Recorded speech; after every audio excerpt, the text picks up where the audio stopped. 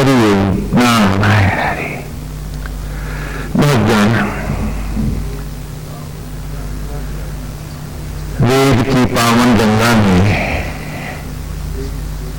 हम स्वयं को, सत्य को खोज रहे हैं, अपने आप को जान रहे हैं। गत रविवार को होली की कथा में भी हमने अपने आप को उन कथाओं के रूप में भी देखा कि हिरण्यकशिपु के पास बहुत सारे वरदान हैं कि वो न दिन में मरेगा, न रात में मरेगा, न धरती पर मरेगा, न आकाश में मरेगा,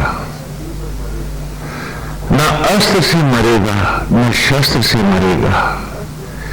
देव, दानव, किन्नर, यक्ष, मनुष्य, पशु कोई भी उसे मार नहीं पाएंगे।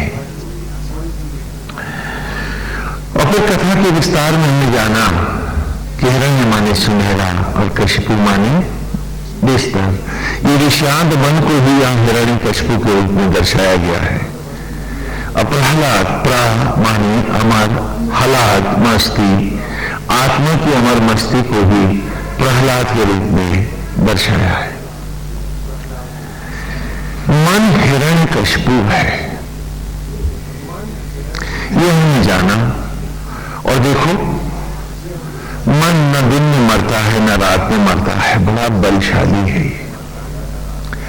न ये धरती पर मरता है, न आकाश में मरता है, न जल में मरता है, न थल पे मरता है।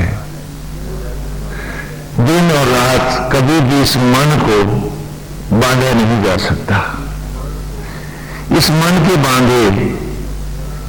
बांधने में समर्थ देव, दानव, यक्ष, किन्नर, गंधर्व, मनुष्य, पशु, पक्षी कोई भी समर्थ नहीं है। यदि इस मन को कोई बांधता है तो एक जीव का ये भाव जो प्रहलाद है यही बांधता है। और इस प्रकार जब तक हम उस प्रहलाद तत्व को अपने जीवन में नहीं उतारते, हम सत्यनिष्ठ हो भी नहीं सकते। नाना प्रकार की कथाओं के द्वारा, लीलाओं के द्वारा इसी सत्य को बारंबार वेद की कथाओं में भी परोक्ष कथाओं के रूप में दर्शाया गया है। आज बहुत सारे आप लोगों के मन में प्रश्न हैं, कुछ ने पूछा भी है कि जब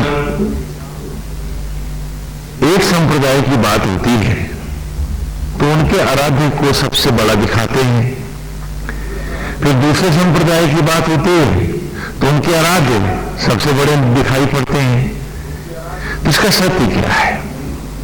जैसे भगवान श्री कृष्ण की कथा आ रही है तो उसमें विष्णु के अवतारों की कथाएं हैं, फिर शिव पुराण आ रहा है और देवी की भागवत है, इन सब कथाओं के बीच में। तो आप लोगों के मन के जो संदेह है तो उसके लिए वेद में पहले ही इसका निराकरण है। जो वेद की कथा, क्योंकि हम जब अथर्ववेद में पहुंचते तभी हम आपको बहुत विस्तार से दिखलाते हैं, जिसे कि बाकी पुराणों में थोड़ा सा अपने अपने ढंग से दिखलाया गया है। वैसे हम कह सकते हैं हरि अनंत, हरि कथा अनंता। परंतु ये भी सत्य है कि ये कथाएं पीछे भ्रम की गहरी पट्टियां छोड़ जाते हैं। अथर्ववेद गुरुकुल शिक्षा का वेद है। तो वहां जो हो ऋचाएं, जो सूत्र आए वहां मंत्र हैं, ऋचाएं नहीं है, मंत्र कहते हैं उनको। तो वहां मंत्रों में जो दिखलाया गया है गुरुकुल शिक्षा में, तो ये है कि सबसे पहले इस धरती पर सचराचर में केवल एक अंधकार व्याप्त था, जो कि आज जिन कथाओं को लेकर आपका प्रश्न टीवी सीरियल को लेकर है वो ठीक है, ऐसा वहां भी है। और उस अव्यक्त परमेश्वर ने चाहा कि अंधकार मिटे, जीवन का कोलाहल हो, सृष्टि हो। ऐसी इच्छा करके अविनाशी, अव्यक्त, अजन्मा, अनाम परमेश्वर ने स्वयं को व्यक्त किया और ओंकार शब्द प्रकट हुआ। ओंकार से वो अव्यक्त व्यक्त हुआ। हाँ, the one who was never known has no name, जिसकी कोई इमेज नहीं थी, उसने जब अपने आप को सबसे पहले व्यक्त किया तो वो ओंकार था। ओम के शब्द के रूप में उसने स्वयं को व्यक्त किया। और जब ओंकार के रूप में उसने अपने आप को व्यक्त किया, परम पिता परमेश्वर ने अजन्मा, अविनाशी, निर्गुण परम ब्रह्म ने जब अपने को प्रकट किया तो उसने सबसे पहले अपने को व्यक्त किया, अर्थात जिसके द्वारा वो जाना जाए, वो शब्द था ओम। हाँ, और इस ओम में 3 अक्षर थे, आ, ओ और ना। आ से, जैसा कि मैं आपको पहले भी वेद के आरंभ में बतला चुका हूं, आ से अस्तित्व तत्व धारक ब्रह्मा, ओ से उत्पत्ति सृजन सृजक विष्णु, म से मृत्यु मृत्युंजय महेश। धारण, सृजन और संहार के स्वरूप अव्यक्त परमेश्वर व्यक्त सचराचर को प्रकट करने के लिए, सगुण प्रकृति को प्रकट करने के लिए उस परमेश्वर ने अपने निर्गुण रूप को 3 भागों में बांटा, ब्रह्मा, विष्णु और महेश। लेकिन उसे लगा कि इन 3 भागों में विभक्त होने पर भी वो जो सचराचर को प्रकट करने जा रहा है वो आधा अधूरा रहेगा। इसलिए उस अव्यक्त परमेश्वर ने अपनी शक्ति को भी 3 भागों में बांटा। तो आज से अस्तित्व तत्व धारक ब्रह्मा, और ब्रह्मा जी के साथ में जो शक्ति का जो व्यक्त रूप आया अव्यक्त महाशक्ति का, वो सरस्वती बना। मां से मृत्यु मृत्युंजय महेश। यहां महेश के साथ प्रलय, आदि ज्वाला, आदि शक्ति, उन्हीं की माहेश्वर की शक्ति को ही परमेश्वर ने अपनी ही शक्ति को यहां स्वयं को जब महेश के रूप में प्रकट किया तो अपनी आद्य शक्ति को दुर्गा पार्वती, ब्रह्माणी के रूप में प्रकट किया। और उनसे उत्पत्ति सृजन सृजक विष्णु। और इस प्रकार अपने साथ विष्णु अर्थात सृजन की प्रक्रिया, पालन की शक्ति के रूप में लक्ष्मी को, आदि शक्ति को प्रकट किया। यदि मैं कहूं ब्रह्मा और सरस्वती, यदि कहूं विष्णु और लक्ष्मी, यदि कहूं शिव और पार्वती, तो यहां एक ही अव्यक्त परमेश्वर की त्रिगुणात्मक माया है, महाशक्तियां हैं। वो परमेश्वर स्वयं इन तीनों में व्यक्त हो रहा है, न कि ये तीनों अलग अलग है। ठीक उसी प्रकार जैसे एक व्यक्ति अपने घर में, परिवार में पिता है क्योंकि उसके बेटे हैं, पति है क्योंकि उसके पास पत्नी है, और वो स्वयं भी पुत्र है क्योंकि उसके भी एक पिता है। तो वो 3 तो नहीं हुआ।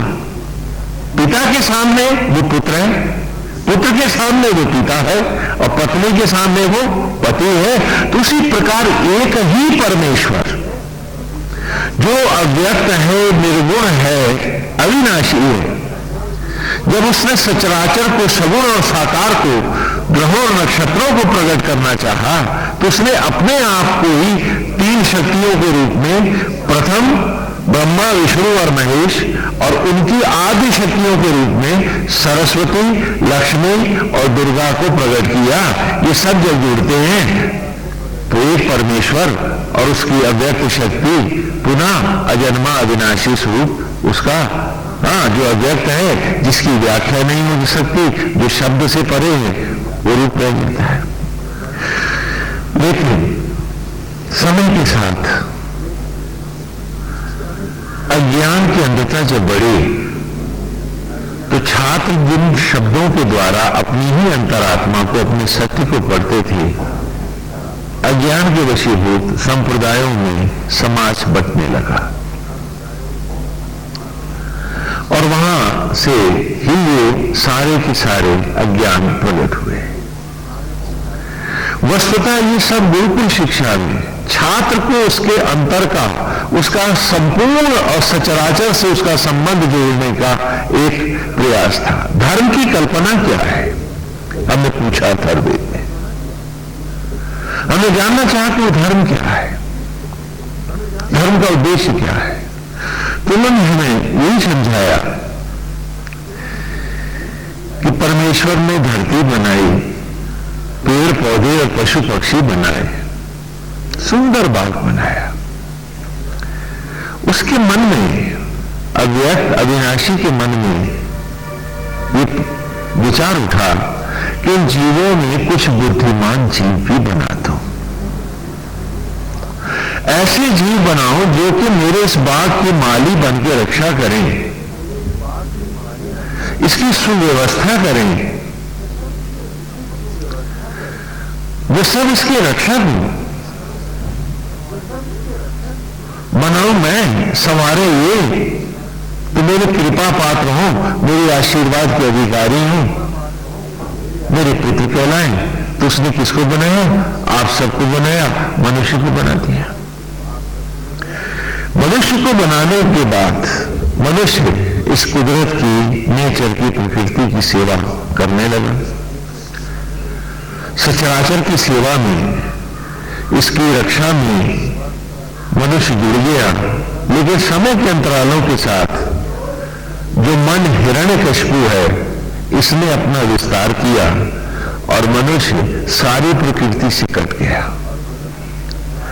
अब वो धरती को बांटने भी लगा, बस्तियां भी बनाने लगा। वो भूल गया कि जमीन जो तुमने खरीदी है वो परमेश्वर से नहीं, सरकार से।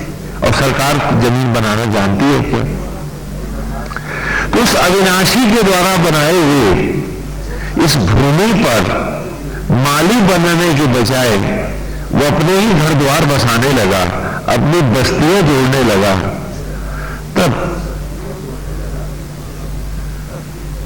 परमेश्वर की इच्छा से धर्म और वेद प्रकट हुए, इस भटके हुए जीव को सत्य का दर्शन कराने के लिए। क्योंकि सारी प्रकृति में मनुष्य के अतिरिक्त और कोई ऐसा जीव नहीं था जिसने ईश्वर की इच्छा के अनुरूप कार्य न किया हो। यदि भटका था तो केवल मनुष्य। इसीलिए वेद की कल्पना हुई, धर्म का रूप आया कि मनुष्य अपने मूल धर्म से अर्थात सचराचर से जुड़े।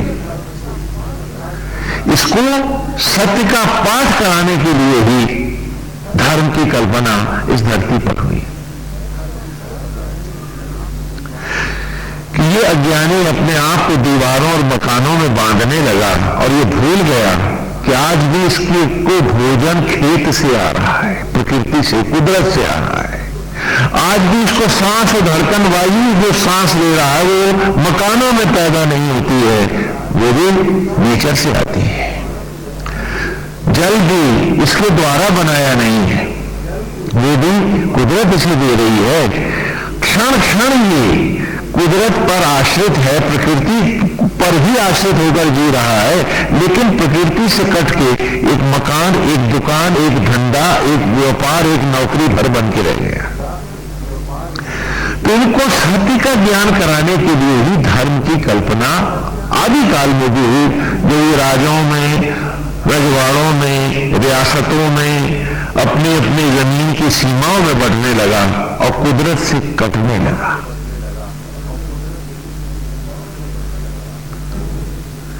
तब धर्म की कल्पना हुई कि मनुष्य को जीव मात्र के साथ जोड़ा जाए और इसीलिए गुरुकुल शिक्षा के इस वेद की हर ऋचा में आप देख रहे हैं कि वेद की हर ऋचा आपको आप ही की कहानी सुना रही है और आपको आपका वो व्यापक स्वरूप दिखला रही है कि जो आप ही का नहीं, सारे सचराचर का भी है। आप अलग नहीं हैं, आप इसी का अंग है और इसी से प्रकट है। लेकिन प्रहलाद मरता गया, हिरण्यकशिपु मकानों, दुकानों, जातों और संप्रदायों में मनुष्य बन के हिरण्यकशिपु बढ़ता चला गया। आज आप होली एक दिन की तो मनाते हैं कि सब पे रंग डालो, सबको गले लगा लो, और अगले ही दिन फिर वही जात पात, छूत पात, भेदभाव, मेरा गोत्र, तेरा वर्ग, तेरी बिरादरी, मेरी बिरादरी, इसी में बट जाते हैं। और वो भी करते हैं धर्म के नाम पर, जबकि धर्म का मूल उद्देश्य था कि आप भटक गए हैं, आप पर्यावरण से अलग हट गए हैं, आपने इस प्रकृति की अवहेलना की है। यदि ये प्रकृति भी आपकी अवहेलना करने पे उतर आई तो ईंटें आपका पेट नहीं भर पाएंगी, दरियों से आपकी भूख नहीं मिटेगी। आज भी ये नेचर ही आपका भरण पोषण मां बन के कर रहा है। तेरे मनुष्य जब पशु ना समझ होकर के भी आज भी इससे जुड़ा है तो तू क्यों कट गया है? यही कारण था कि जब तक आप संप्रदायों में और इस घुटन में बटे नहीं थे, धर्म का बड़ा सीधा और सरल रूप था और उसके वशीभूत आप जीव मात्र की पूजा करते थे। चींटी से लेकर जीव मात्र को आप पूज्य मानते थे, किसी की भी हत्या करना बुरा मानते थे। चींटियों को आटा देते थे, कुत्तों को, गायों को भी खाना खिलाते थे, चिड़ियों को अन्न डालते थे, हर पेड़ पौधे की आप पूजा करते थे। आज जब आप कुदरत से कट गए हैं तो आप खुद ही अपने नए नए धर्म बना करके, अपने आप को नए नए पाठ पढ़ा करके और कुदरत का, इस नेचर का शोषण करना ही एक नया धर्म बना बैठे। जब तक हमने नदियों की पूजा कराई थी, नदियां मैली नहीं हुई थी, आप स्वस्थ और निरोग रहते थे। आज कानून भी बने हैं, लेकिन नदियों में खुलते सीवर क्या आपके पेट की बीमारियों को घटा सकते हैं? जितना जितना गुनाह और पाप हम कुदरत से कट के करते रहेंगे, वो लौट के हमें औलाद बन के ही तो मिलेगा। हमने पेड़ों की पूजा कराई थी और धर्म के कारण ही आप पेड़ नहीं काटते थे।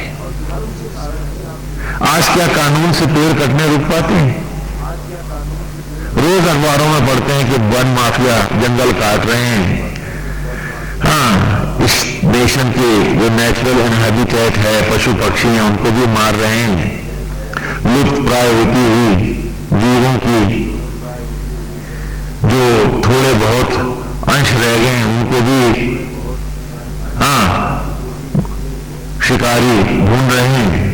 क्यों? क्योंकि आज ये धर्म से बंधे नहीं है, अथवा धर्म ने अपने वो प्रमुखता और वो पहनापन खो दिया है। ये यूं कहें कि गुलामी के अंतरालों के बाद हमने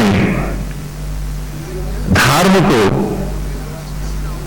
एक बीत गया मुर्दा समझ करके उखाड़ करके फेंक दिया है। इसी कारण, क्योंकि कानून से कोई नहीं बनता, यही सोच करके धर्म की एक विशिष्ट कल्पना हुई कि आप जो नेचर से कट रहे हो, क्योंकि आज तुम कुदरत से कटोगे, कल तुम अपने लोगों से भी कटोगे। और क्या आज सच नहीं है कि 100 लोग होते थे, आपका एक परिवार होता था, सब जुड़ के रहते थे।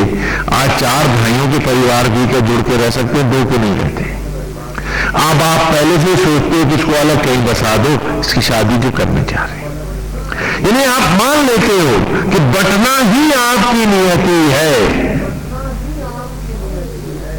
कितनी बड़ी बात है। आज जो आप संप्रदायों में बटे हो, इसके बड़े भयानक अतीत भी नहीं है। आज तो सौभाग्य से तुलसी जैसे मनीषी और संत हुए जिन्होंने आप लोगों में बहुत बड़ी जागृति लाई। सारा संत समाज उसके पीछे था। गुलामी के अंतरालों की एक कथा है ये कि शैव शाक्त और वैष्णव संप्रदायों में धर्म बंटने लगा था और आपस में भीषण युद्ध होते थे, इतने भयानक कि यदि शैव संप्रदाय का व्यक्ति सांझ भले वैष्णव बस्ती में चला गया तो शायद जीवित नहीं लौटेगा। और ये हाल अपोजिट भी था। विदेशी दास्ता का प्रभाव जमा हुआ था। उस समय एक विशाल संत सम्मेलन महाकुंभ पर्व पड़ा, यही महाप्रयाग में इलाहाबाद में है। तो सारे संत मनीषी और ऋषि जन इकट्ठे हुए। तो उस समय जिनमें धर्म और समाज के लिए तड़प थी, ये सब उन्होंने जाकर उनके सामने गुहार की कि इस प्रकार जैसे हम बढ़ रहे हैं हम सब तो मिट जाएंगे। तो संत मनीषी जन ने कहा कि धर्म का उद्देश्य तो आपको जीव मात्र से जोड़ने का था, लेकिन दुर्भाग्य से आप उल्टे रास्ते चल दिए हैं, तो उसका भी समाधान किया जा सकता है। तो आशु कवि बुलाए गए जिनमें तुलसी भी थे। आज से 400 कुछ वर्ष पूर्व की बात है। और उनसे कहा गया कि वो राम की कथा अवधी भाषा में गाएं, क्योंकि संस्कृत जानने वाला समाज तो है नहीं। हाँ, गुरुकुल शिक्षा समाप्त हुए, युग बीत चुका था, कई 100 बरस हो गए थे, एजुकेशन थी नहीं, गुलामी का एक अंधेरा था। तो उसे कहा गया कि वो कथा गाए और ऐसे गाए कि जिससे कि हम भटके हुए समाजों को फिर जोड़ सके। तो तुलसी के राम की कथा, वैष्णवों के राम जो महाअवतार हैं भगवान श्री राम, उनकी वैष्णव श्री राम की कथा सुनाते हैं। मानस में कौन बता सकते हैं? शैवों के परम आराध्य महाशिव। देख रहे हैं, क्योंकि ठेकेदारों से बात करेंगे तो लाशों को ढेर लगेंगे। समाज को जोड़ना है तो कथाओं से ही जोड़ा जा सकता है। तो ये अनुभूत प्रयोग हुए उसी युग में कि शैवों के महाशिव वैष्णव आराध्य श्री राम की कथा सुनाते हैं और वो कहते हैं कि हे उमा, मैं भगवान श्री राम का ही ध्यान करता हूं। और श्री राम कहते हैं कि शिव द्रोही मम दास कहावे, सो नर मोए सपने ही मुंह खावे। अब जब आराध्य इतना प्यार कर रहे हैं तो ठेकेदार हमें लड़ाएंगे कैसे? बोलो। और फिर वैष्णव श्री राम, मां विष्णु के अवतार भगवान श्री राम, रावण को जीतने के लिए 7 आराध्या नवदुर्गा की स्थापना, पूजा अर्चना और युद्ध विजय की कामना करते हैं उनसे। और इस प्रकार पुनः अज्ञान के कारण टुकड़ों में बंट गए लोगों को जोड़ने का एक प्रयास होता है संपूर्ण उत्तर भारत में।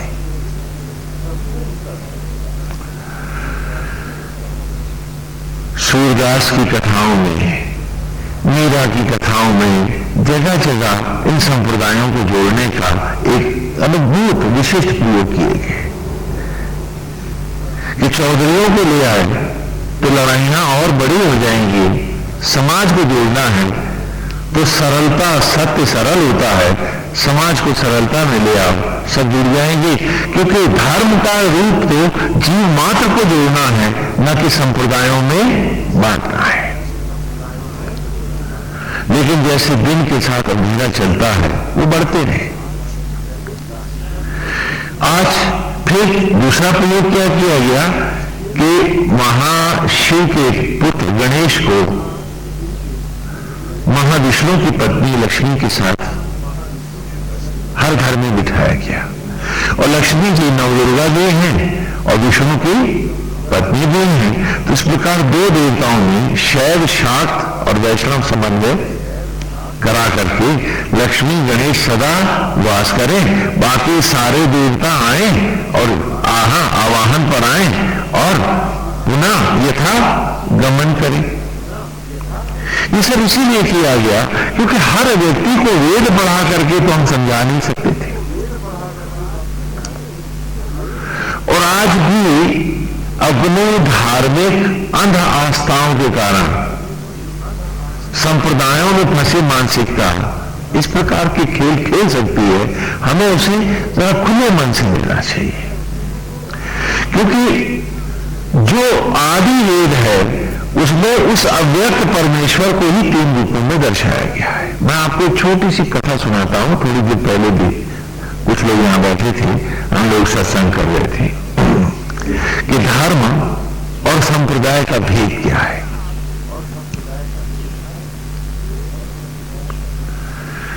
एक छोटी सी कहानी है कि एक तपस्वी बहुत तपा, इतना तपा, इतना तपा, इतना तपा कि धरती पर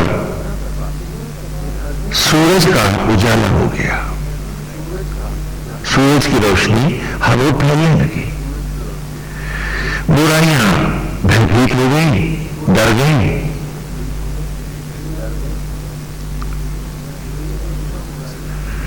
कि अंधेरे के बिना बुराइयां जीवित नहीं रह सकती, और तपस्वी है कि धरती पर ही सूरज हो गया है, अंधेरे हैं ही नहीं तो बुराइयां रहेंगी कहां पर। तो सारी बुराइयां भागकर शैतान के पास आई। वो बड़ी पुरानी कथा है। और शैतान से कहा कि चलो तुम भी भाग लो, क्योंकि अब इस धरती पर हमारा रहना नहीं हो पाएगा। कहा क्यों? कहा इसलिए ये जो तपस्वी है ना, तापस है ना, वो तो धरती पर सूरज हो गया है।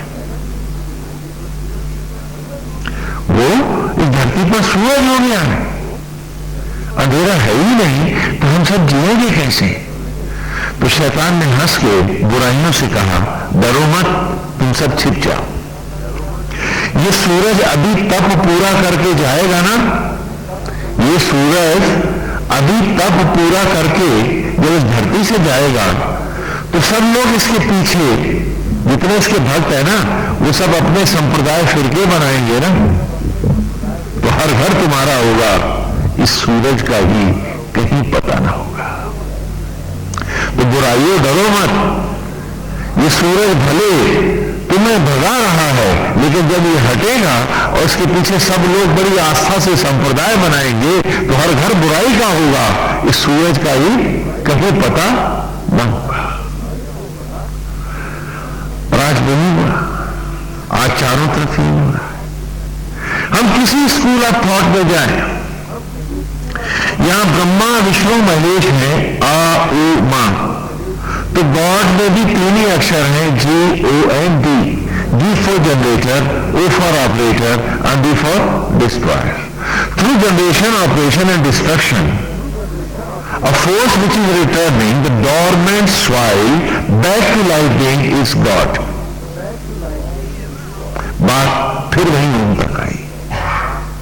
वो ईश्वर जी से जनरेटर, ओ से ऑपरेटर, डी से डिस्ट्रॉयर है। जैसे ओम में आ से धारक, ओ से सृजक और मां से संहारक है।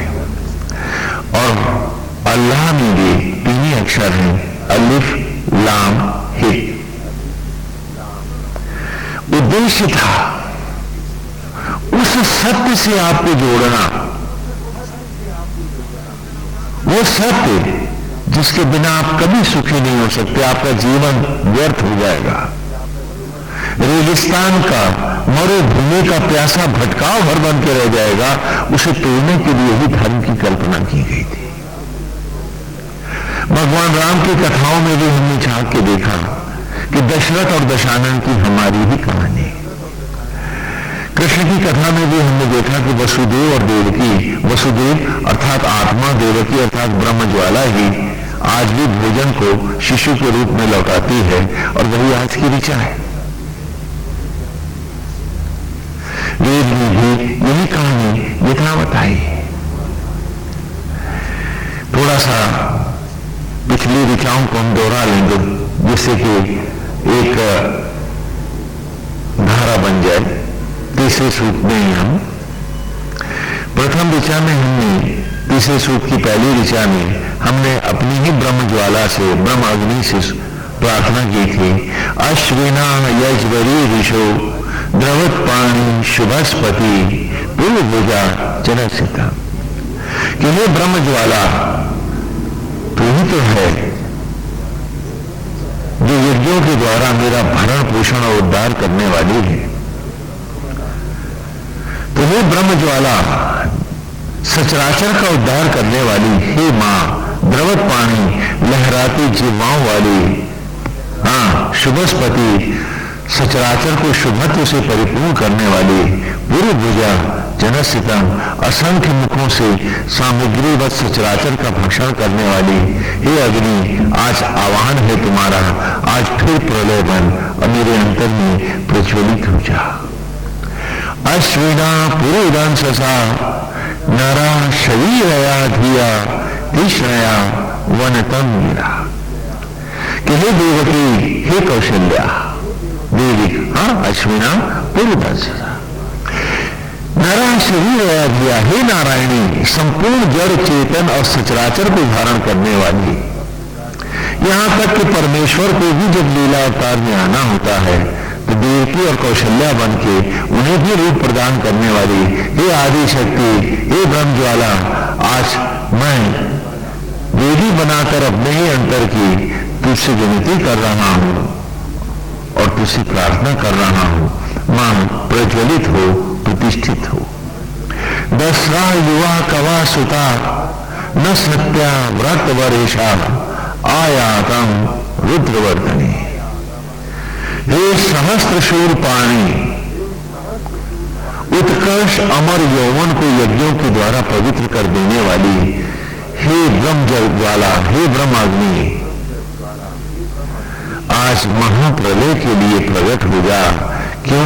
क्योंकि मैं इस तन रूपी सामग्री को तुझी में जलाकर स्वयं से स्वयं को प्रकट करना चाहता हूं, दर्श यज्ञ करना चाहता हूं, जो दूसरे सूक्त के आरंभ में हम प्रार्थना करके आए कि जहां आत्मा ही यज्ञ का आचार्य है, प्राणवायु ही उपाचार्य है मेरे भीतर, जहां ब्रह्म ज्वाला ही यज्ञ की ज्वाला है, तन सामग्री है और जीव यजमान है, हम सब यजमान है। और तब आगे दोहाई में कहा था कि इंद्रया ही चित्र भानो सुता इने त्वा यवा अणनी भूस्तना भूताशा, कि मां तेरे अतिरिक्त मैं आवाहन करूं भी तो किसका। मुझे याद है जब भस्मियों में मेरा तन छितराया हुआ था, खुले आसमान के नीचे मेरे तन के भस्म को राख के कणों में बदल करके छितरा कर जब चले गए थे मेरे ही मुझको, कितना अकेला हो गया था मैं।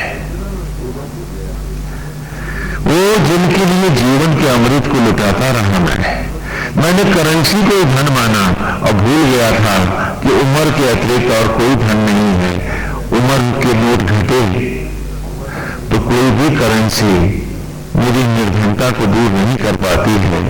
और निर्धनतम अवस्था में जब राख के कणों में मैं खेतों में छितराया हुआ था, मेरे ही स्वजन यदि मैं उन्हें स्वप्न में भी देख जाऊं तो वो भयभीत हो जाते थे, मुझसे डर जाते थे।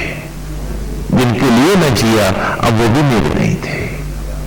कितना अंधा था, अपना गोत्र, अपनी जात, अपना वंश लादता फिरा था और भूल गया था कि जब एक उंगली नहीं बनी तो गोत्र किसका, वंश किसका और जात किसकी।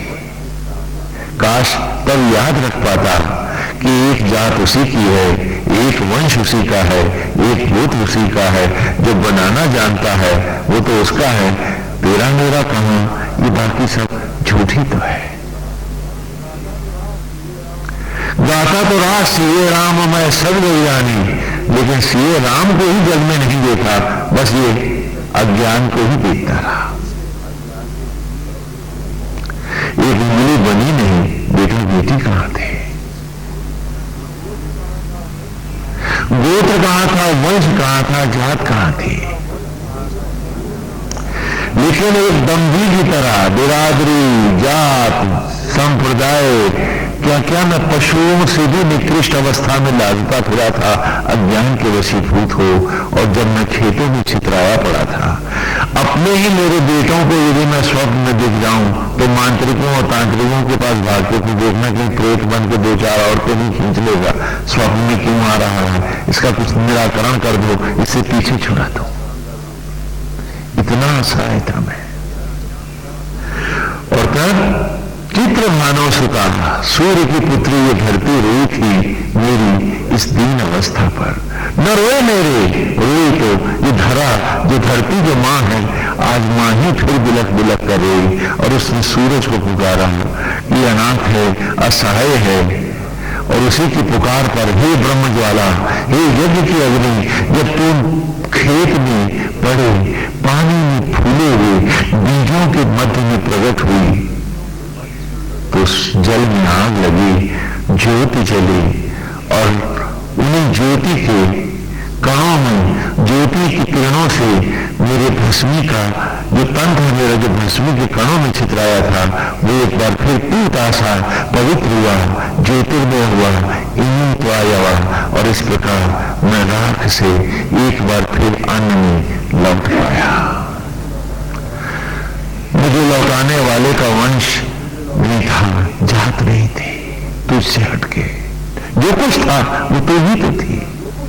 वो ब्राह्मण नहीं था, क्षत्रिय नहीं था, वैश्य शूद्र नहीं था, वो हिंदू मुस्लिम सिख ईसाई नहीं था, क्योंकि सचराचर में ऐसी किसी मोहर को माना नहीं था। पानी में आग लगी थी, अंबा की ज्योत चली थी, तो हे ज्वाला तू न होती तो मेरा ये छितराया हुआ तन राख से फिर वनस्पति में लौटता कैसे। और फिर अगले विचार में हमें पढ़ा था, इंद्र याही देशितो विप्रजूता सुतावत उपब्रह्माणी वागत। कि फिर विप्रजूता, एक बुद्धिमान दंपत्ति ने, एक पति पत्नी ने, हे ब्रह्माग्नि, हे ज्वाला, तेरा आवाहन किया, क्यों? सुतावत, पुत्रवत, मुझे धारण करने के लिए, कि मुझे अन्न से शिशु रूप में लौटाने के लिए अपने ही ब्रह्म ज्वालाओं का धारण किया। हाँ, धीरे से तो धारण करने की इच्छाओं से प्रेरित होकर उन्होंने उसी अन्न को जो मेरा तन था उसे ग्रहण किया, खाया। उप ब्रह्मांड वागत, और हे अग्नि, हे आत्मज्वाला, मैं पुनः तुझी में आ समाया प्रलय के हेतु। गत माने मारना, वागत महाप्रलय हेतु, और मैं बिंदु बिंदु में छितरा गया, पुनः ज्योति हो गया। तो ही बने ज्वाला, और तूने मेरा अन्न से भी ज्योतियों में उद्धार किया। और आज की ऋचा है जो भी आपने नोट किए, इंद्र याहीन तू जान, इंद्र याहीन तू जान, उपब्रह्माणी हरिवा सुते विश्वा नश्चना।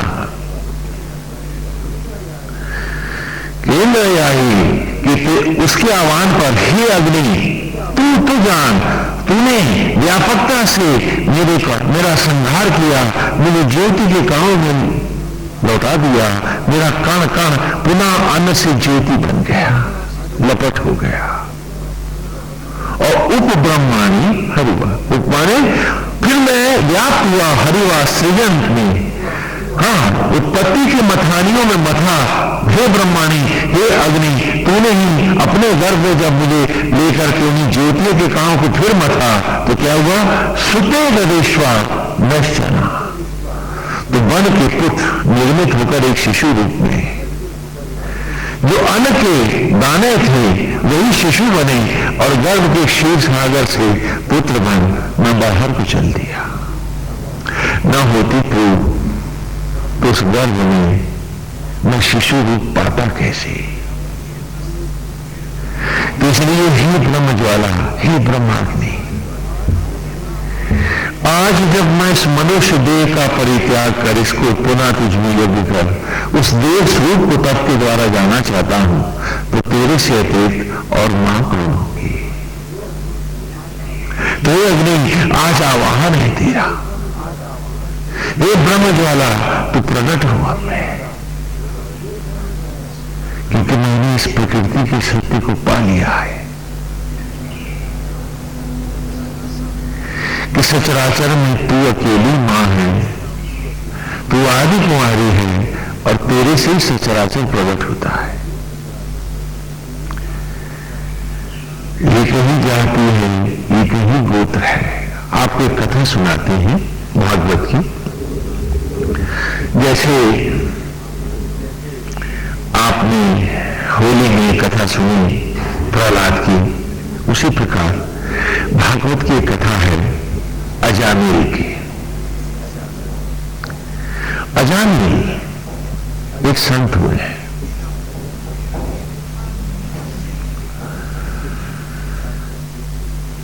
तप करते थे, ऋषियों के पास रहते थे, संत तो नहीं थे, हाँ गुरुकुल में ही वो यज्ञ आदि में रहते थे, जीवन के सत्य को पा लिया था, तप रहे थे। लेकिन कहते हैं सत्संग उबारे तो कुसंग डूबोगे। तो एक बार जंगल में वो गुरुकुल के लिए ही, यज्ञ के लिए ही संज्ञा लेने गए थे, तो वहां उन्होंने एक कुमार्गी को एक कुत्सित अवस्था में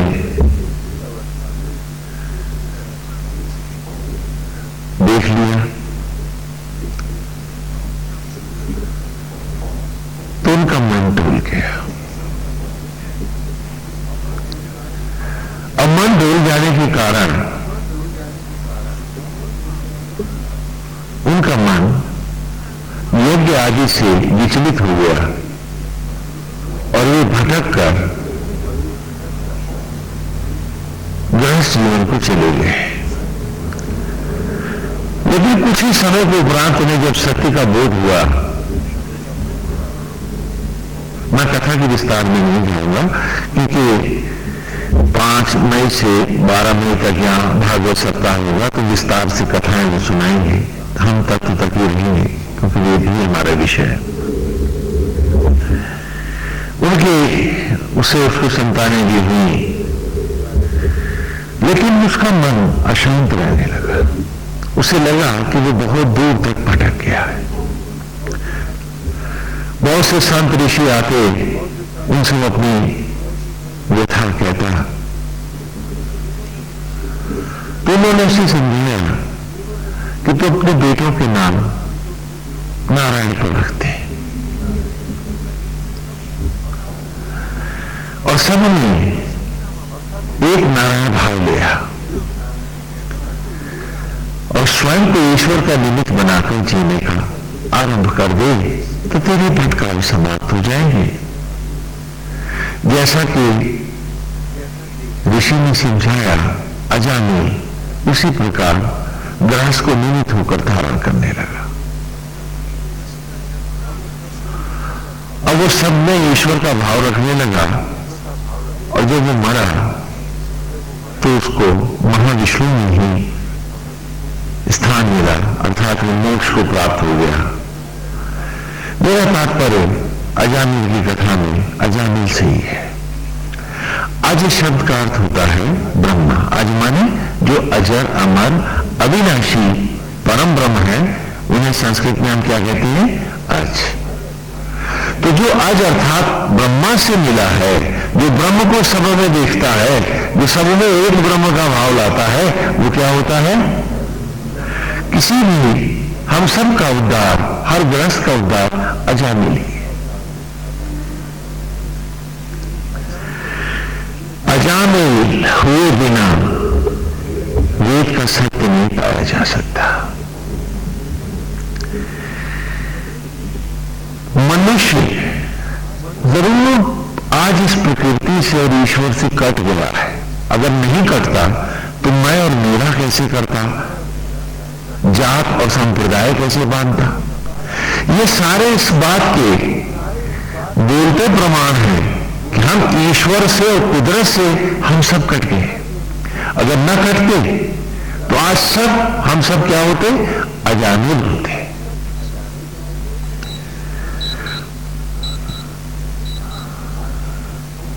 आज हम सब अजामिल होते हैं।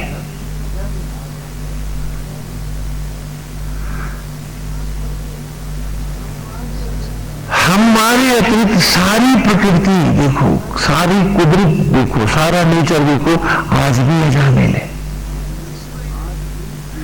आज भी पेड़ पौधे पशु पक्षी सचराचर सिवाय उस एक नारायण के और किसी जानते हैं क्या? उनमें किसी ने संप्रदाय बांधा हुआ है क्या? उनकी कोई जात पात है?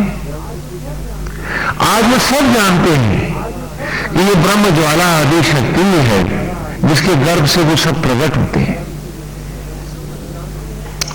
वो जानते हैं कि आज भी पेड़ पौधे भी जानते हैं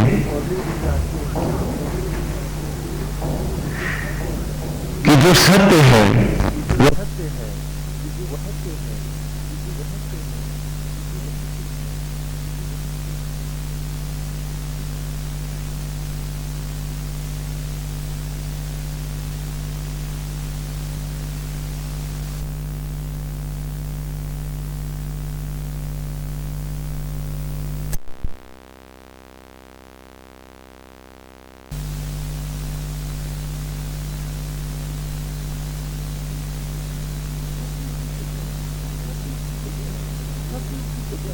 वो सब भी उसी से प्रकट है। लेकिन हम अजामिल नहीं हैं।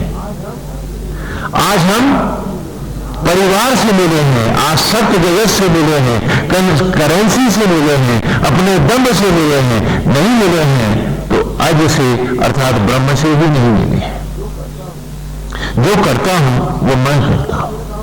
मैं माला फेर रहा हूं, स्वामी जी मैंने इतना दान किया है।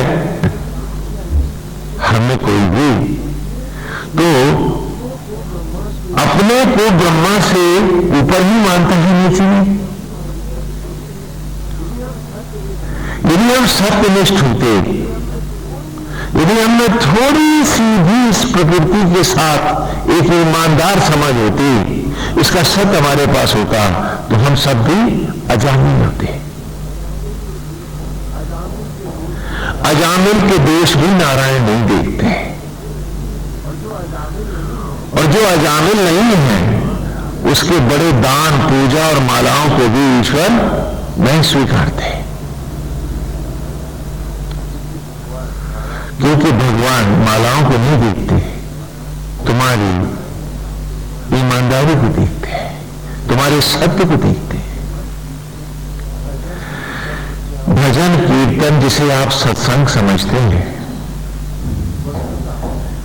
वस्तुतः ये ऐसे है जैसे फौज के साथ चलता हुआ बैंड।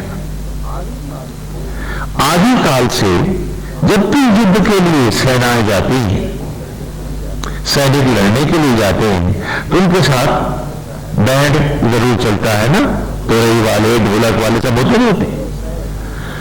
ये बैंड आदि काल से हर लड़ाई में योद्धाओं के साथ चलता रहा है और बचता रहा। क्यों?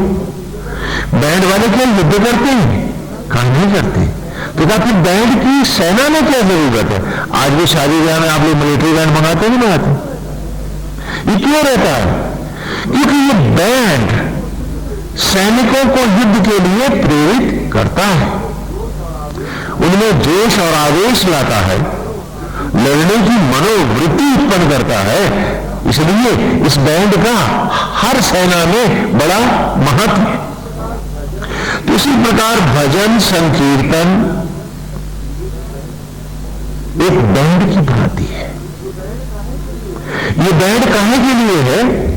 कि जिससे भजन कीर्तन का बैंड क्यों हम बजाते हैं? जिससे हमारे विचारों को, हमारे विचार की सैनिक बन करके हमारे जो दुर्गुण हैं, हमारे जो गंदे कुत्सित विचार हैं, वो हमारी वो सारी भ्रांतियां जो हमें अजामिल अर्थात उस ईश्वर में मिलकर के जीने नहीं देते हैं, हम भी उसको माने। यदि इस भजन कीर्तन का ये उद्देश्य नहीं है, ईश्वर को ठगना उद्देश्य है, तो ये हमारी भूली मूर्खता ही तो है। हम अपने को ठगी करें, हम अपने आप को धोखा ही दे रहे हैं।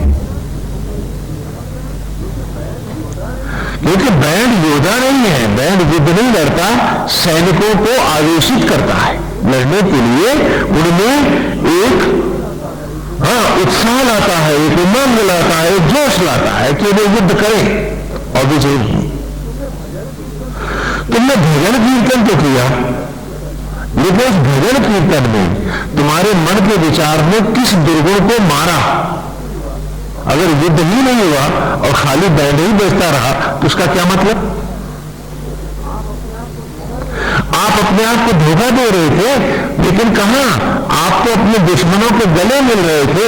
एक ईगो, एक दम और लिए जा रहे थे कि हम तो सत्संगी हैं, हम तो बड़ा सत्संग करके आ रहे हैं।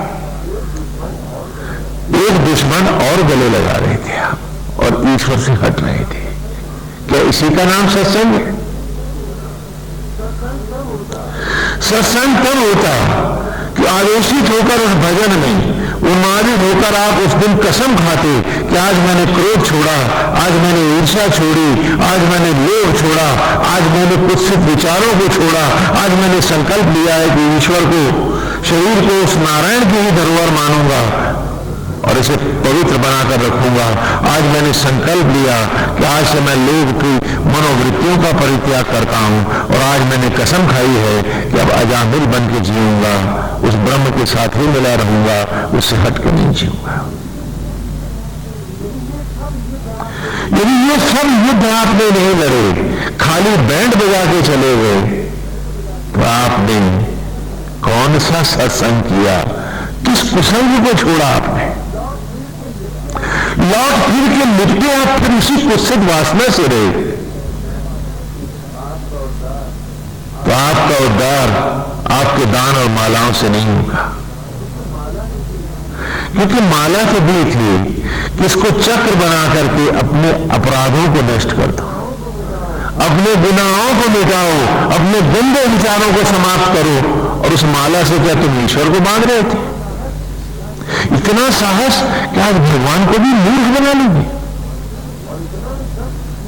और इतना दर्द सीना तान के तुम बाहर निकले कि तुम सत्संग करके जा रहे हो और एक बार भी तुमने अपने अंतर से पूछा नहीं कि आज कौन सा गुनाह मार के आ रहे हो।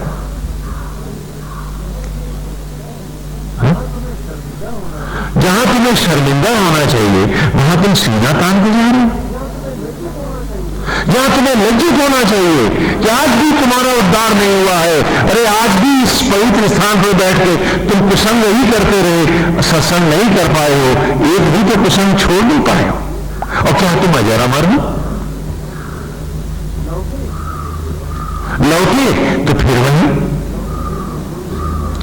उसी दुर्गुण में, उसी नरक में, वही छल, वही प्रपंच है, वही ईगो है, वही दम्भ है, मेरी बात हो, मेरा यशगान हो, मेरी चर्चा हो, मैं वीआईपी बन के चलूं, मेरी हर जगह प्रतिष्ठा हो। ये मैं तुम्हें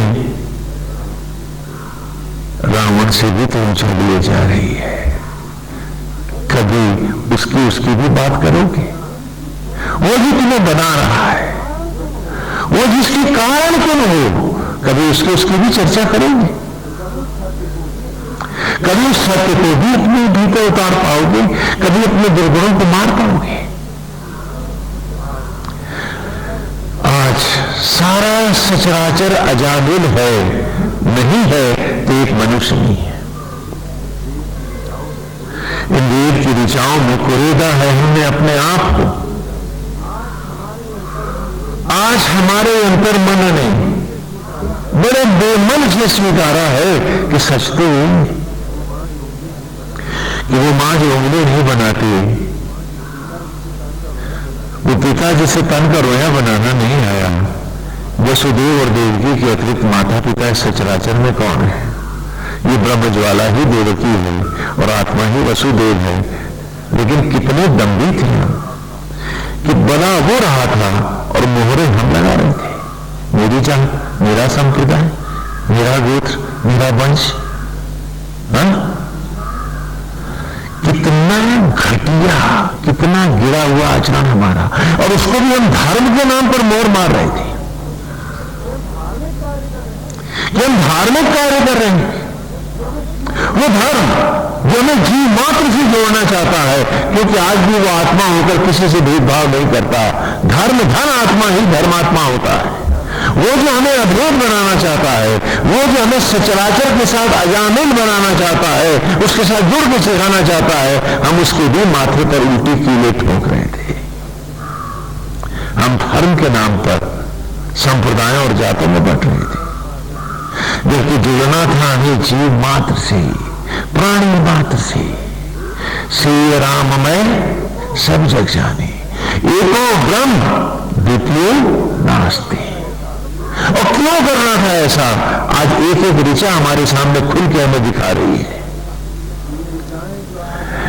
ये ऋचाएं जो आज आप मेरे सामने जान रहे हैं, ये पूरा एक ऋषि पढ़ने के बाद आपको इसे यज्ञ में भी धारण करना होगा।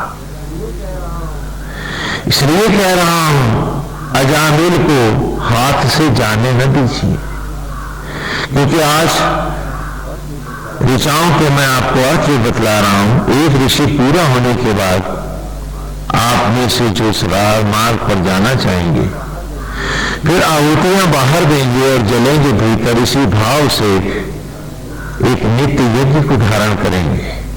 क्योंकि खाली मैं आपसे हवन यज्ञ कराता रहूं, अर्थ आप उसका जाने नहीं, खाली बाहर स्वाहा गाएंगे तो दम्भ के रावण ही तो हो जाएंगे कि आपने बड़ा हवन किया है, आपने बड़ा खर्चा किया है, आप बड़े दानी हो गए।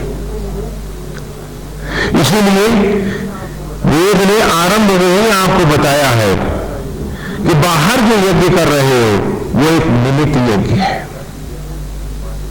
सत्य यज्ञ तुम्हारे भीतर है। यहां बाहर आचार्य है, भीतर आत्मा ही आचार्य है। बाहर उपाचार्य है, भीतर प्राण वायु ही उपरुति है, उपाचार्य है।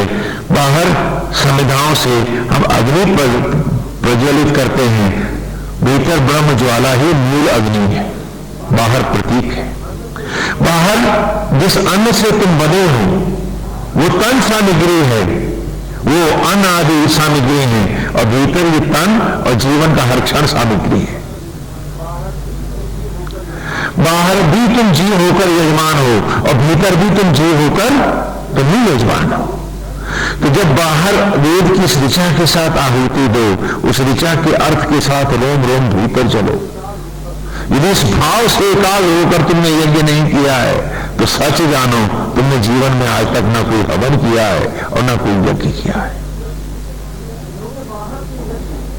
क्योंकि बाहर के यज्ञ तुम्हें अजामिल बनाने के लिए थे, बाहर के असत्य और अज्ञान को जलाने के लिए थे, और भीतर रोम रोम अद्वैत करके चलना था। आज अभी सवेरे भी आप में से एक सज्जन ने पूछा स्वामी जी साधना क्या है,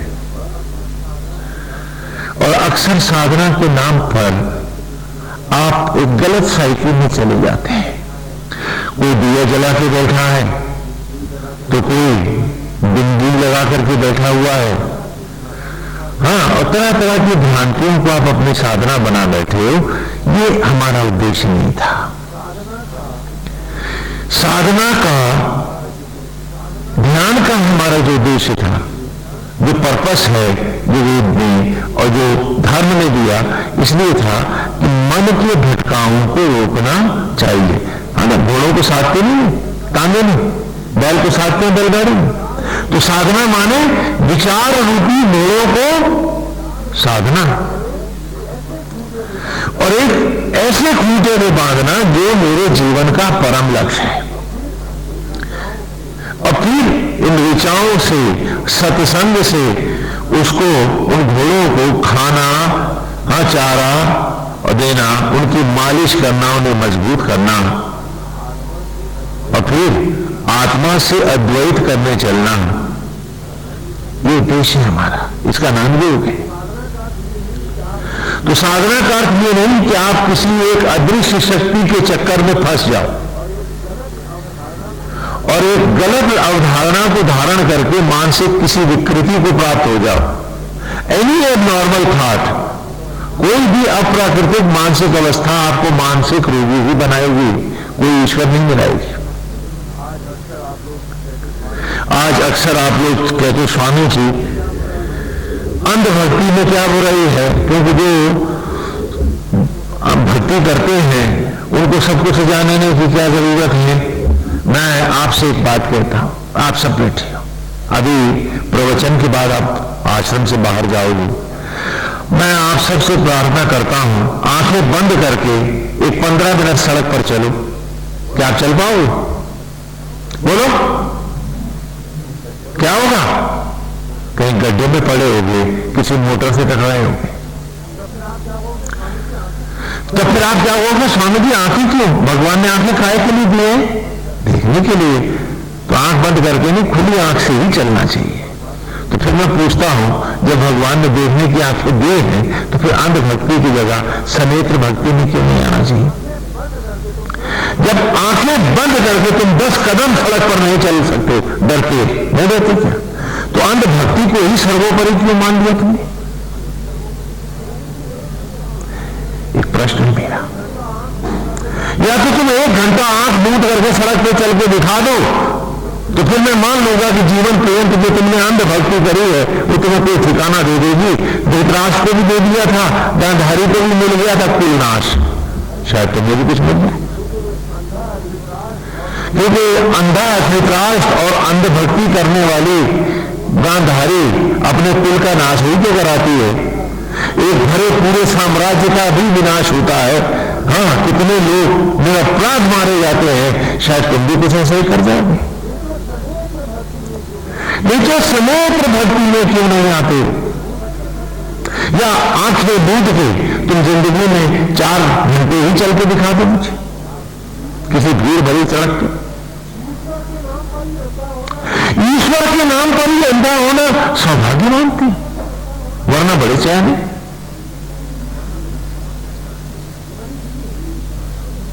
ये बड़ी विचित्र बात है।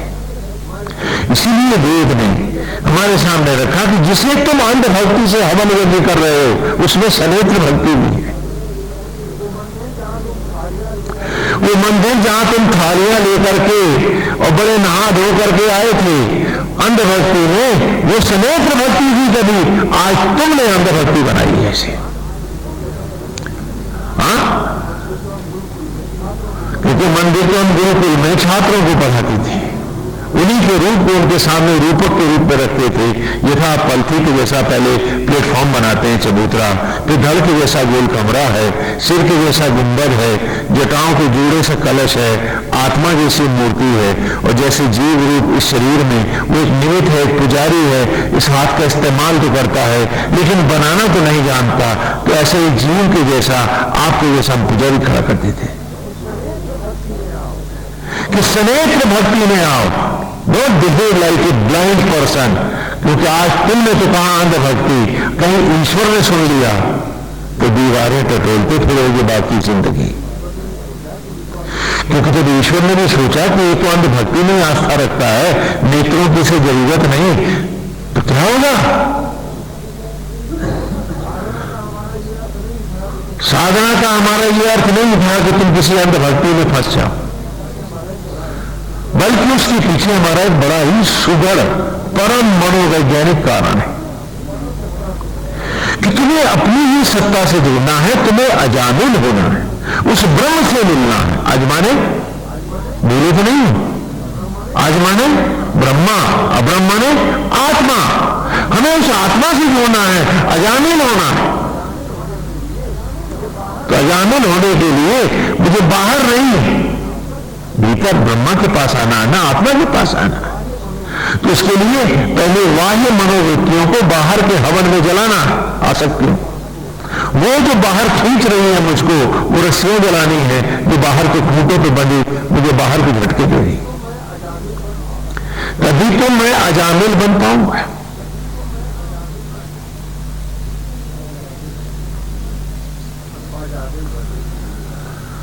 अजामिल बनने के लिए मैं अपनी ही अंतरात्मा से जुड़ना चाहता हूं। वो आत्मा जो अव्यक्त है, अविनाशी है, निर्गुण है, लेकिन वही ओंकार में परम परमेश्वर की सत्ता बनकर व्यक्त भी है। तो मैं सुंदर एक मनोरम रूप अपने आराध्य का लेता हूं, मुस्कुराती हुई छवि, नैना विराम शोभा। क्यों? क्योंकि विचार का ही रूप पर प्रभाव पड़ता है। जो विचार को खूंटे पे ही बांधना है, तो ऐसा क्यों न लो खूंटा कि जो मेरे सारे काम आ जाए। जब मैं सोचता हूं कि उनके सुंदर नेत्र हैं, ज्योतिर्मय है, अजय अमर अविनाशी है और उससे सुंदर कुछ नहीं, और अपने आप को उस पर रिझाता हूं, तो ध्यान की अवस्था मुझे सहज से मिल जाती है। फिर उसके लिए मुझे कोई लंबे प्रयोजन नहीं करने पड़ते। आज आप आंख मूंदते हो, क्या आपको भगवान दिखते हैं? वही दिखता है जो सारा दिन आप संसार में देखते हो, संसारी को दिखता है।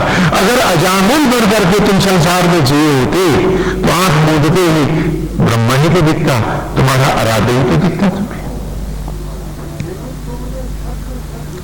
लेकिन तुमने सब देखा, एक नारायण ही तो नहीं देखा है। तो इसी का अभ्यास हम साधना में यहां कराते हैं कि एक सुंदर मूर्ति देते हैं भगवान की, इसकी मनोरम छवि को पहले अपने ध्यान में बसा लो। और ये कोई मुश्किल काम नहीं है। मैं पूछता हूं कहां रहती हो, तो तुरंत कमरा तुम्हारा, मकान तुम्हारा, गली सब आ जाते नहीं ध्यान में। तो क्या नारायण नहीं आ सकते? क्या एक मूर्ति नहीं आ सकती?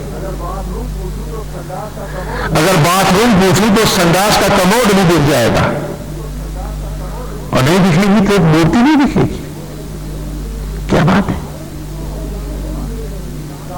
कितनी विचित्र बात है। कारण कि तुम अजामिल जो नहीं हो, तुम उस ईश्वर से ही नहीं जोड़ना चाहते हो, तुम वासनामिल हो, तुम आसक्तामिल हो, तुमने करेंसी को ही भूख माना हुआ है। उम्र को तुम कुछ जानते ही नहीं हो, असली वेल्थ कहां है तुम्हें पता ही नहीं। और छल छाद और प्रपंच के अतिरिक्त वो ऐसे गड़े हैं कि वो धुल नहीं सकते, और ये जब तक धुले नहीं तुम अजामिल हो नहीं सकते। ये भी बड़ी विचित्र, क्योंकि जब तक तुम्हारा दंभ न टूटे तुम अजामिल कैसे हो गए? मैं ये बकरा का मिमियातापन, अपने को ही पूजा कराने की ये मनोवृत्ति जब तक तुम्हारी नष्ट नहीं होगी, तुम नारायण के सामने झुक भी तो नहीं पाओगे। कैसे पाओगे उसे? कैसे हो गया जाने?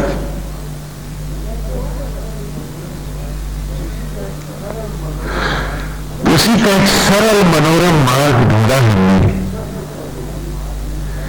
कि सबसे पहले उसकी मनोहारी छवि के रूप में वो अपने मन में हम धारण करेंगे, ईश्वर की सुंदर मनोरम छवि, और अपने आप को उस आराध्य के साथ जोड़ करके, उसी के साथ मिल करके हर सांस हर क्षण जीने का अभ्यास करें। इसका नाम साधना है। क्रोध में तुम्हारा चेहरा भयानक होता है, भय में तुम्हारा चेहरा पीला पड़ता है, सुंदर नहीं कुरूपी होता है। तो जब सुंदर प्रतिभा के ध्यान में, और वो भी ईश्वर तुम्हारे भीतर बैठा है, एक आत्मविश्वास, एक सत्ता, एक शक्ति, हाँ, ये जागृत होती है, तो तुम अजामिल होते हो। अपनी आत्मा से जब तक जुड़ोगे नहीं, अपने से जुड़ करके प्राणी मात्र में जब उस ईश्वर का भाव नहीं लाओगे, तो तुम्हारी ईर्ष्या, द्वेष, घृणा, लोभ, मोह भी नष्ट नहीं होंगे, और ये कोई सुखद अवस्था नहीं है। तो इसी मनोरम भाव का नाम साधना है। हम ये नहीं कहते कि आप घंटा भर बैठ करके माला पियो, हम तो कहते हैं अपने आप को सौंदर्य के साथ, उस सुगंध के साथ, उस सत्य के साथ जोड़ के जियो। और वो सत्य जो वेद की हर ऋचा में तुम मेरे से लेते जा रहे हो, उसके साथ जुड़ के जीना सीखो।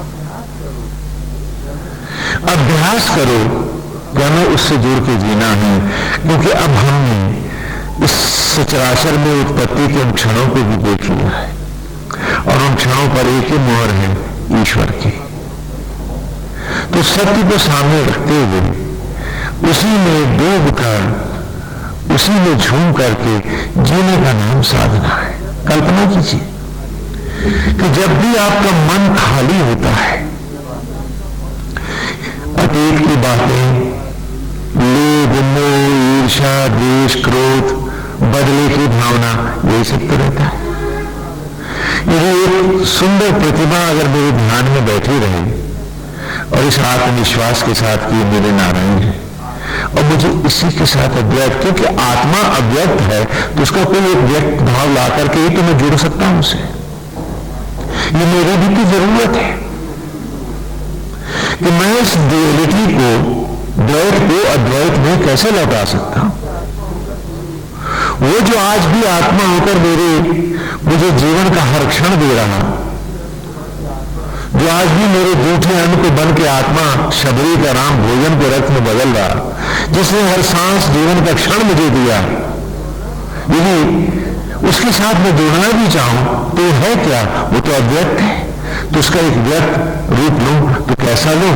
जो अतिशय सुंदर हो, जो अतिशय मनोरम हो, कि बिना लगाए हुए मेरा ध्यान उस मूर्ति में लग जाए, और इतना सुंदर हो कि फिर कोई भी जगत की आसक्ति मुझे दाएं बाएं न खींच पाए। हाँ, जैसे बढ़िया बर्फी खाने के बाद क्या तुम में से कोई सड़ी हुई गुड़ की, हाँ गुड़ समझते ना, हाँ सड़ी हुई कोई पुरानी गुड़ की, हाँ बासी गुड़ की कोई मिठाई बनी हो तो आप कोई खाओगे बढ़िया बर्फी खाने के बाद? तो इसी प्रकार इतना सुंदर रूप उसका ले लूं, इतना मनोरम भाव ले लूं कि मेरा मन बिना लगाए उसके सौंदर्य में, उसकी सुगंध में, उसकी ज्योतियों में, उसकी पवित्रता में ऐसा बसे कि रोम रोम बस जाए, और जिस दिन वे रूप बस गया मैं अजामिल हो गया। तो एक बहुत ही बड़ी मार्ग को भी सरल मनोरम करके वेद के ऋषि हमारे सामने लाए कि उन्होंने हमारे शरीर को ही मंदिर का रूप दिया। पलकी के जैसा चबूतरा, धड़ के जैसा गोल कमरा, सिर के जैसा गुंबद, जटाओं के जोड़े सा कलश, आत्मा जैसी मूर्ति और जीव रूप जैसे हम सब इस शरीर में एक ट्रस्टी हैं, इस हाथ का इस्तेमाल करते हैं, बनाना नहीं जानते, एक पुजारी खड़ा किया। और इस प्रकार मंदिर में सुंदर से सुंदर एक भाव ला करके उसी के साथ जुड़कर जीने की बात की कि जिससे हम जिंदगी के साथ कोई सस्ते समझौते भी न करें, सत्ता को अपने भीतर देखें, अपने अंतर में झुकें और उसके साथ एक रूपता, एक रास्ता पाते चलें, उसी में डूबते चलें। इसका नाम साधना है। और जैसे जैसे ये विचार स्थिर होता जाएगा, ये रूप जब एकांगी भाव से हमारे मन पर बैठ जाएगा और इसी के निमित्त होकर हम सारे सांसारिक दायित्वों को पूरी ईमानदारी से निभाएंगे, पूरी पवित्रता से निभाने लगेंगे, तो वहां से अगली अवस्था का भी वेद ने योग कहा। आजकल आपने देखा कि लोग तरह तरह के योग कर रहे हैं। वो कोई सर के बल खड़ा है, कोई हाँ पैरों को उठा के कंधे पे रखे है, कोई शीर्षासन लगा रहा है, हाँ कोई गर्दन को झटके दे रहा है कि ये फलाना योग है। अगर ये सारे ही योग होते तो हम सर्कस के जोकर को क्या कहते? बोलो, है योगीराज। और जो रस्सियों पर नाचता नट है वो तो नारायण ना हो जाता। योग निज धातु से बना। योग माने 2 से 2 का योग करो, योग फल क्या है? 4। योग माने जोड़ना। पानी से चीनी का योग करो, यौगिक क्या है? शरबत। तो अब जिस ध्यान मूर्ति से का अभी मैं ध्यान कर रहा हूं, अब मुझे इससे योग करना है, इससे जुड़ना है। क्यों? क्योंकि मैंने अपनी ही अव्यक्त आत्मा को ये सुंदर रूप दिया है और अब इसी सांचे में मुझे ढलना है। आपको याद है मैंने वेद के जो 5 महावाक्य आपको दिए हैं, तत्त्वमसि, तेजोवसि, एको ब्रह्म, द्वितीय नास्ति, अहम ब्रह्मास्मि और सोहमस्मि। यही योग का मार्ग है, धारणा, ध्यान, समाधि, यज्ञ और योग। तो कैसे करेंगे हम इसको? कि सबसे पहले ये जो भागवत की अथवा जो भी कथाएं हैं, ये कहानियां हमको अपने भीतर खोजती है कि मुझे इस नेचर के साथ मिलकर जीना है। क्योंकि जब तक मैं इससे मिलता नहीं हूं, मैं ईश्वर को भी नहीं जानता। धर्म का उद्देश्य मनुष्य मात्र को जोड़ना है, न कि तुम्हें जातों में, संप्रदायों में बांटना। हमें धर्म का उद्देश्य है कि तुम सबसे जुड़ जाओ, क्योंकि जब तक सबसे नहीं जुड़ोगे, सबको बनाने वाले परमेश्वर से तुम कैसे जुड़ोगे? कि हम किसी से भेद ना करें, सब में उस सत्य को, आत्मा को देखें और उसी की मनोरम छवि को, जिसको हम अपने भीतर देख रहे हैं, इस भाव के साथ कि वो ईश्वर सब में बैठा है, मैं उसका निमित्त हूं, उसी भाव से सबके साथ, सब में बरतता हुआ भी एक आत्मा में ही बरतता हुआ, इस भाव को जो श्रीमद् भगवद गीता में भी आपको दर्शाया है, बारंबार वेद में भी जो ये आ रहा है, ये एक व्यवहारिक रूप है जो कि केवल माला से या भजन से सिद्ध नहीं होता है। हमें पूरी ईमानदारी के साथ प्रैक्टिस करना होता है। आप चाहेंगे तो इसको अभ्यास के रूप में अभी से ले लें, क्योंकि इस ऋषि को पूरा करने के बाद जब हम आपसे कहेंगे कि पहले ध्यानस्थ होकर वो जो ऋचाएं हैं उनको अपने भीतर भी प्रज्वलित करें जब बाहर आरोपित थे, तब आपको पता चलेगा कि वो यज्ञ क्या है।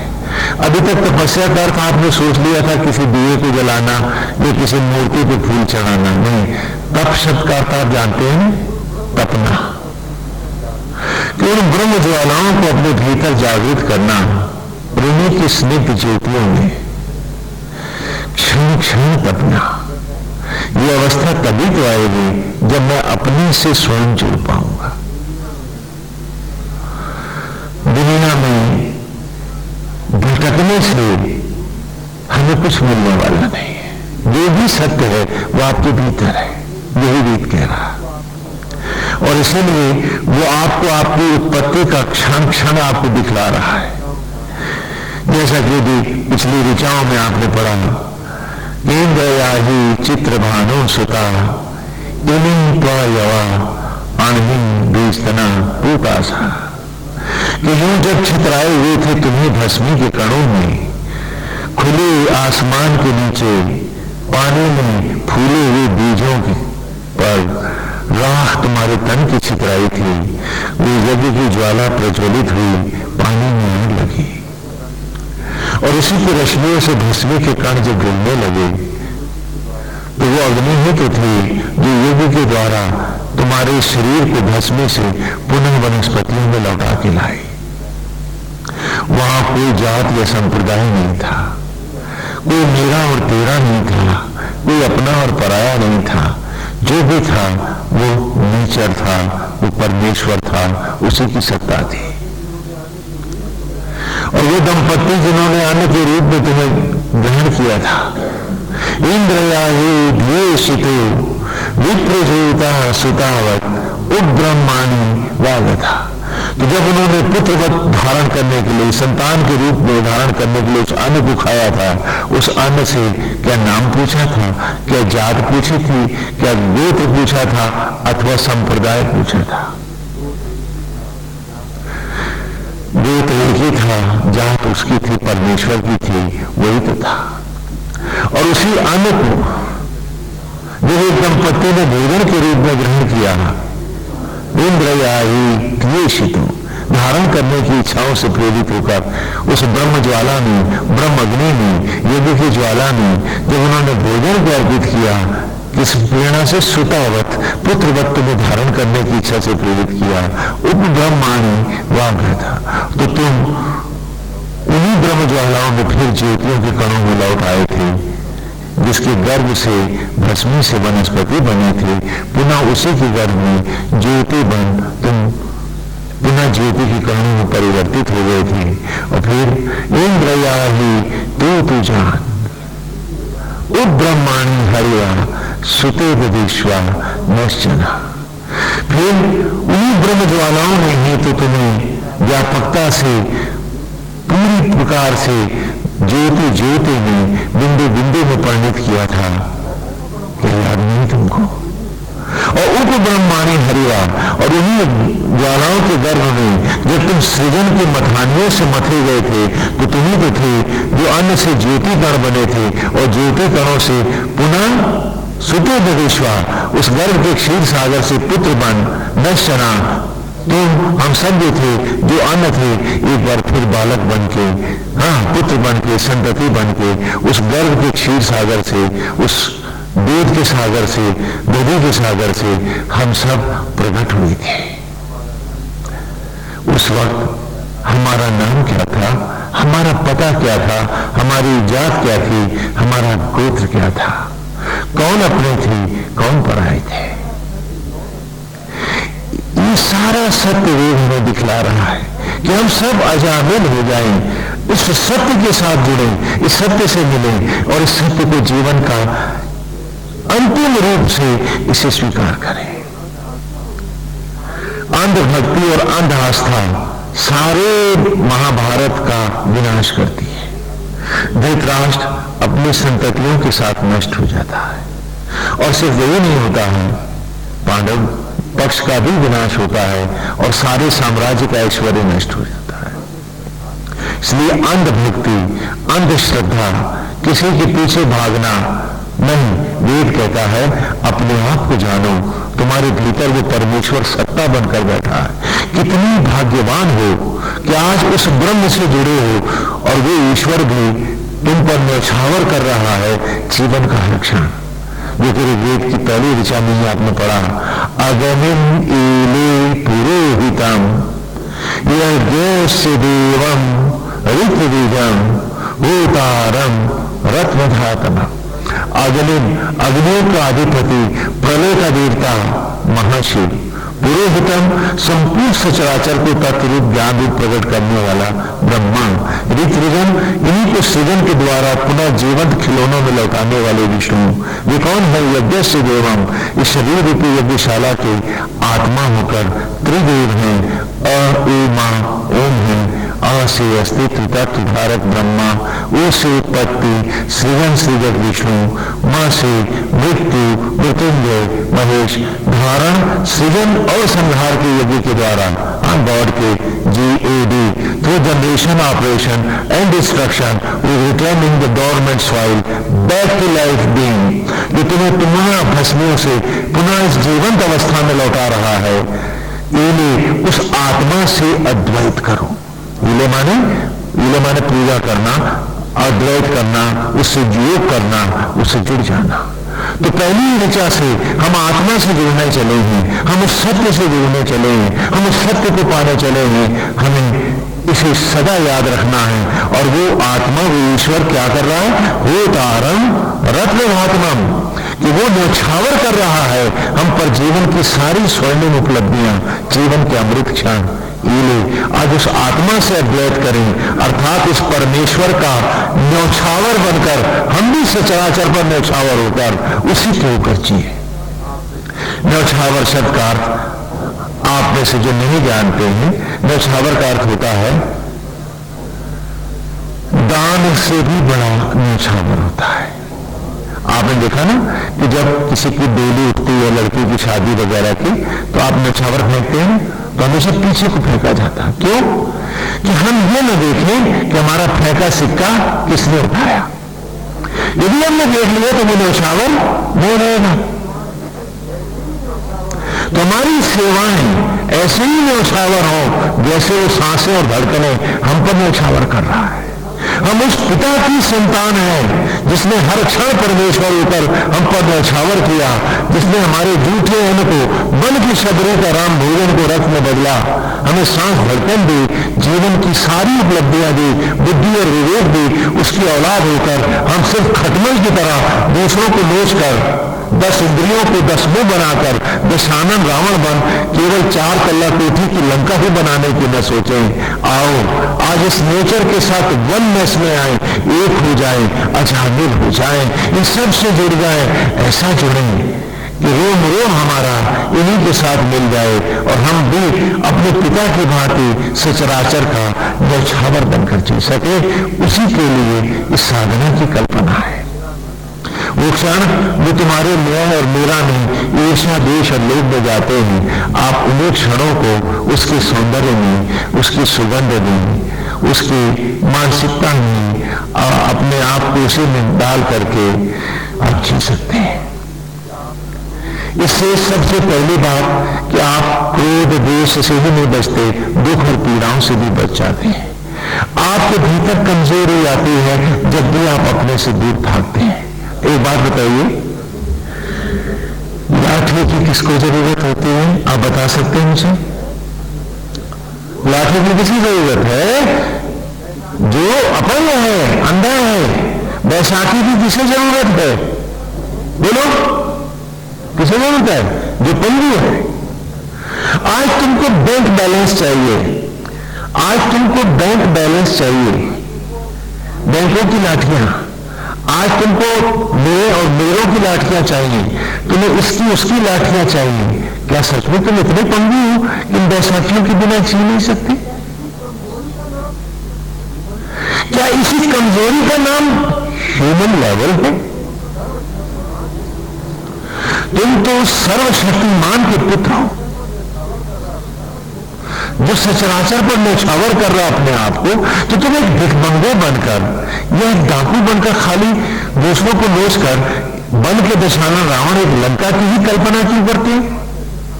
मैं पूछ रहा हूं आपसे, क्या आप सचमुच इतने देनहीन हैं कि इनके बिना आप जी नहीं सकते? आज समाज में आप घूस लेते हैं, दूसरा देश में बेईमानी करता है। क्यों करता है? क्योंकि वो कमजोर है, न कि बेईमान है, वो कायर है। क्यों है? क्योंकि वो अपने को नहीं जानता है। वो सोचता है कल क्या खाएगा, कल उसका क्या होगा।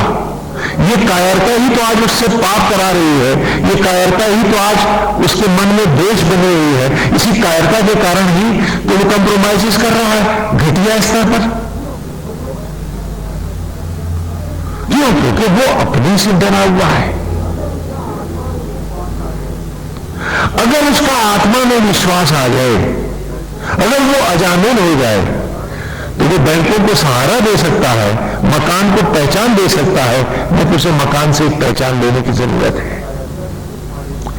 आज ये कमजोरी, ये कायरता ही तो तुम्हारे भीतर है और उसे तुम उपलब्धि बनाए बैठे हो, उसे तुम अचीवमेंट मानते हो। ये तुम्हारा सबसे बड़ा दुर्भाग्य है। तुम वीकनेस को भी उपलब्धि बनाते हो, ये अचीवमेंट है तुम्हारा। हरे हरे नारायण हरे। हमें सोचना होगा, हमें इस बात पे विचार करना होगा। ईमानदारी से अपने आप से पूछो कि इतनी वीकनेसेस के साथ तुम तो ह्यूमन लेवल पर भी नहीं जी पाए। तुमसे अच्छा तो आज पशु जी रहा है। बताओ कुत्तों को कितनी चिंता है, कितना देश है उनके पास, कितनी प्रॉब्लम्स हैं उनके पास, और जितने सुख से आज पशु जी रहा है उतने ही अशांत तुम हो। क्यों? क्योंकि तुमने अपने आप को खो दिया है। तुमने करेंसी को ही सब कुछ माना है, जबकि currency is not a wealth. वो खाली कंफर्ट और फैसिलिटीज ही तो तुम्हें दे सकती है। वेल्थ तो तुम्हारे जीवन के क्षण है जो तुम जी रहे हो। आज उन क्षणों को, लाइफ के मोमेंट्स की वैल्यू नहीं है तुम्हारे पास। Currency is everything to you. Currency के लिए जानवर नहीं जिया, तुम इतनी कंफ्यूज हो गए। उसी के लिए हमें अपने आप से पूछना होगा कि वो सत्य क्या है, उस सत्य पर हम कैसे आरूढ़ होकर जी सकते हैं और उसे किस प्रकार हम हृदयंगम कर सकते हैं। तो उसके लिए हमें अजामिल बनना होगा। अजामिल कि भूलों को परमेश्वर क्षमा कर देते हैं। आज यदि हम अजामिल हो जाएं तो जो भी गलतियां जीवन में हम कर आए हैं वो सब क्षमा हो जाएंगी और जीवन की इस पवित्र अवस्था को, उस उपलब्धि को हम प्राप्त हो जाएंगे। ये इस सत्य को धारण करने के लिए ही जो मनोरम मार्ग है उसी का नाम भक्ति है, ध्यान है, साधना है। सबसे पहले हम भगवान की एक मनोहारी छवि लेते हैं, उसके सौंदर्य में, उसकी मादकता में अपने आप को बसाते हैं। यहाँ फिर एक बात थोड़ी समझने की है कि आप लोग पूजा पाठ तो करते हैं, भजन भी गाते हैं, लेकिन किस भाव से?